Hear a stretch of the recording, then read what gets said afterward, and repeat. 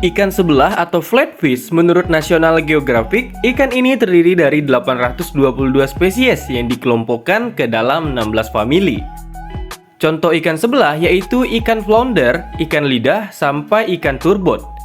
Kebanyakan dari ikan sebelah tinggal di perairan yang hangat, tapi beberapa ada juga yang tinggal di kutub utara. Karena jumlahnya yang banyak, ikan ini sangatlah bervariasi dari segi warna dan ukuran tubuh. Spesies ikan sebelah terbesar adalah halibut Atlantik. Dilansir dari laman Oceana, ikan sebelah satu ini bisa tumbuh sepanjang 2,5 meter dengan berat lebih dari 300 kg.